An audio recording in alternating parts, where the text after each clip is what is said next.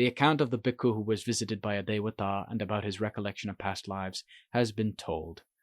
The writer has also completed the discussion of life after death as against annihilation after death, and what has been written should be sufficient as a means of verification for those of us who still have doubts and uncertainty in regard to these two views which we should verify ourselves. Now we will go on to read of various other things.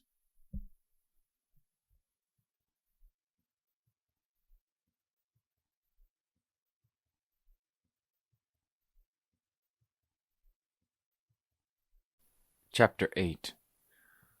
Bhikkhus of the modern kind. Generally, in the practice of the Thutanga Kammatthana bhikkhus who follow in the line from Venerable Ajaan, they like to live in the forests and hills, as we have already said before. They do this in order to get away from disturbance, so as to live at ease in doing the work of a recluse, Dhamma, in their own time as they feel like it, without wasting time with other duties which are not really necessary. In particular, the Lord said that construction work and building projects are an enemy and detrimental to the work of a recluse. This is recorded in the Mahakandaka Vinaya, in connection with the way of development for a bhikkhu who is just at the beginning and who has not yet gained any firm principle in his heart, nor reached any level of attainment. In this, the Lord teaches that such a bhikkhu should turn away from such works, and go quickly to find a place to stay which is quiet and secluded. Thus, for instance, he should not go and stay near a boat landing place where there are often crowds of people, nor in a monastery where they are doing building or repair work. One should reflect on how, if one has a small wound, it should heal quite quickly with the right treatment. But when it is left open and comes into contact with all sorts of things all the time, it will probably get worse even if one tries to protect it. The heart is like such a wound which needs to be looked after, and which can get worse when it comes into contact with all sorts of things all the time. In fact, this is true not only for the citta which is just beginning the training, but also for one that has trained for a long time but has still not attained enough controlling principle so that he can feel some confidence, or feel absolutely confident. For there is still the possibility that he may get worse. This is like a fresh wound or an old wound, respectively, which he does not take care of. So taking care of and looking after are the ways of being heedful, both for those who are just beginning the training, and also for those who have been training for a long time. One must not think that one is well experienced in the ways of Kammatthana, and that one is adept at it just because one has done it for a long time, and that one is able to go anywhere and live anywhere. To think like this is to be imprudent and careless, or as some would say, imprudent to the point of being shameless, and they are probably right, because whether one has been training for a long time or not is not nearly so important as having a firmly established controlling principle in one's heart, which is the aim of the Dhamma teaching that has been handed down to us. Therefore, in this present age, Venerable Ajaan taught all his followers most emphatically about the importance of a quiet place for Thutanga bhikkhus of his lineage, and also how they should not become an acharya teaching others before they have become an acharya to teach themselves in the first place, so that the heart of each one shall have gained a firm controlling principle, which is able to look after and protect himself. Then, wherever he goes, he will be of no danger to himself, nor harmful to others. As for being of value to others, this will follow on naturally when such a person who practices the way has a ground or basis of Dhamma which is sufficient, or which is completely fulfilled accordingly. To begin with, one's teaching must be to oneself, almost as if one does not let oneself look at anyone else, but only at the right and wrong and good and evil of oneself, as well as teaching oneself to be cautious of things which harm the citta in indirect ways. This means all those things which make trouble and difficulties, or which cause worry to oneself because of having to organize this or build that. For this is the kind of work that people in the world do every day. This is not the kind of work that should be important for Thutanga bhikkhus, whose aim is that of attaining freedom while they are still at the stage of walking on and teaching themselves. For their interest should be in pāvana, so as to look at their own kilesas, defilements, and to see the conceit and self-opinion that they have. rather than going about increasing their worldly ways by looking for gross, burdensome pursuits to take up and get involved in, until they become a narcotic drug in the heart. Then one cannot live in peace, but must always be arranging this or building that. Otherwise the kilesas cause one trouble, which means that one has to exercise them in doing this business or that job, sufficient to act as an object of attention and interest which it can depend on for the time being. Having finished, they again cause trouble, until once again one must exercise them, and this goes on all the time without ever reaching any satisfactory conclusion. At first one thinks of doing such work to overcome one's restless irritability, and that one cannot live without doing such works. But in the end, these works become increasingly burdensome until they actually tend to make the irritability worse. They become things which disturb both oneself and others, causing turbulence and awe like mud stirred up in water. Because those who practice the way have taken up this path to cure their kilesas and to attain calm and happiness, both for themselves and other people everywhere. Therefore, so that the kilesas can gain heart, they like to make their owners take them out and exercise them in the foregoing way, until there is no time to rest and relax and get into a state of calm at all. And they like it even better if those who practice the way come to have no routine practices left which are regularly done as a basic discipline.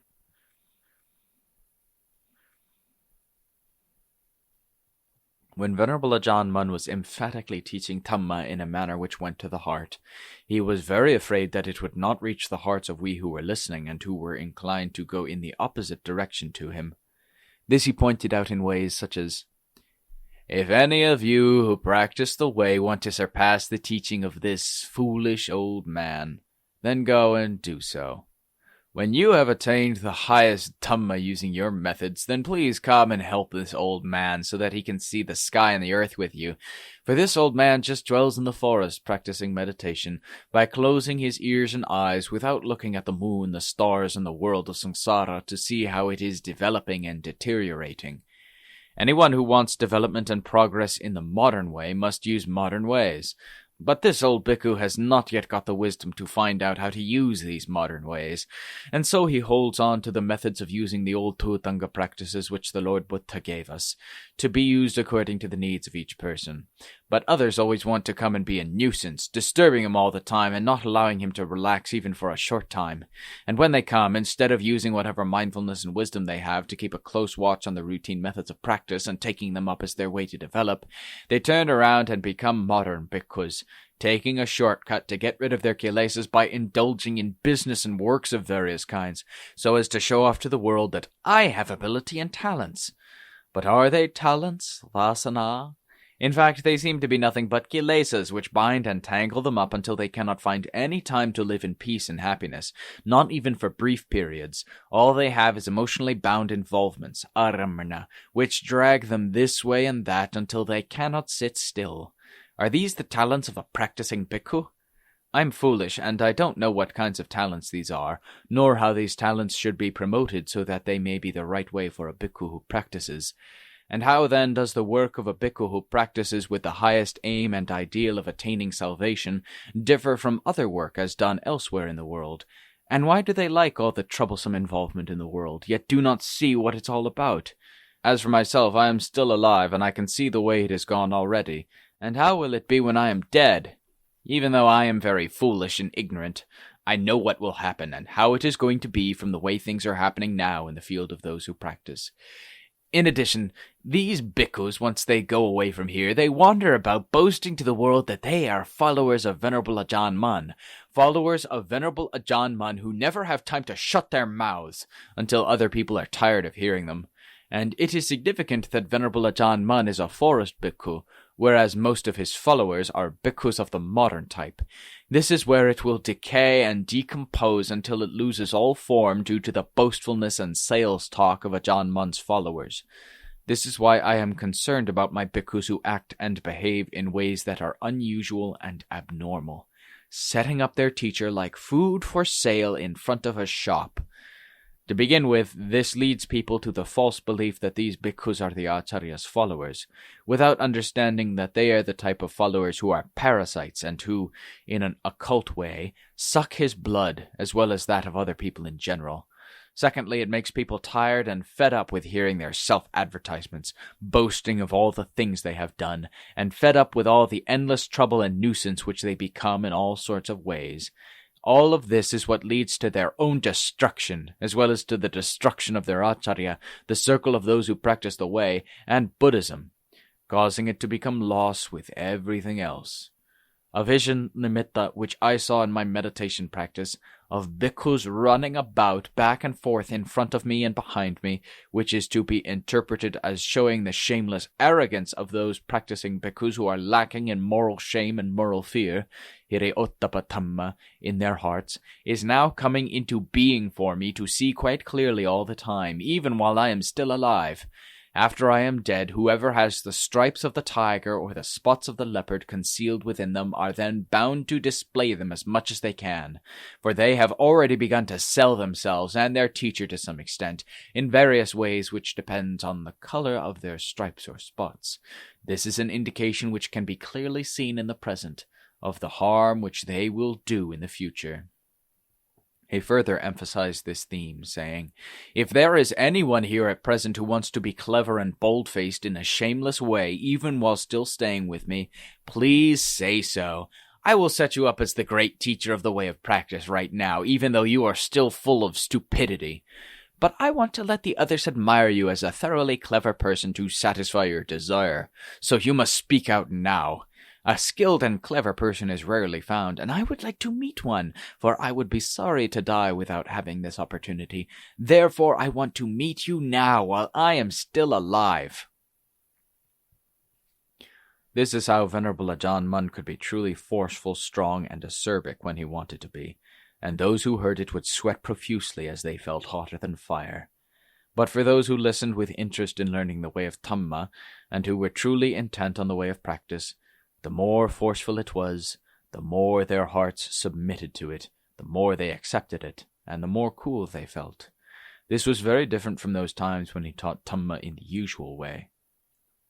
The foregoing was written so that the reader may get an idea of what Venerable Ajaan Mun was like, both when he was benign, when he was acerbic, and in various other aspects of his character, as well as that of his followers. Some people may think that his followers were all good, like their teacher, but in truth they are mixed, some good and some bad. Like parents may have many children, some good and some bad mixed together. The followers of Venerable Ajaan Mun had kilesas, so there may well be that which is good unavoidably mixed up with that which is blameworthy. To look and examine well in all situations, both externally and internally, and to act accordingly, is the right way of being circumspect in Dhamma. It is also a boon and blessing to that person in particular, and afterwards to others who accept what he says. Some things which Venerable Ajaan Mun taught exclusively to the circle of those who practice, and special aspects of Dhamma which he taught in a forceful, provocative manner, are not suitable for inclusion in this book. But I have the bad and perverse tendency to like those talks which are more forceful and provocative than usual, because they go straight to the heart, which dwells deep down and does not like to rise to the surface to show itself, nor to accept the Dhamma teaching easily. But when the heart does rise to the surface to accept Dhamma, even though it may be forceful and provocative, it is prepared to put up with it. Therefore, a sample of this kind of talk was included above for those readers who have similar temperaments to the writer, and who may be aroused by it to think in ways that will be of some value to them. If, however, the reader feels that it was inappropriate, then I ask for your forgiveness. But normally, Dhamma has many facets, and it may be profound or simple, and gross or subtle. So the teaching of Dhamma should be of various types to correspond with the different facets of Dhamma, so that those who receive it and who have various different characters may choose the type that fits them best. What is written in this book has also been done with this same principle in mind, so that the reader may choose what he likes to bring him some benefit. As for me, I am doing the best I can to assure that all who read this book shall gain something of value from it.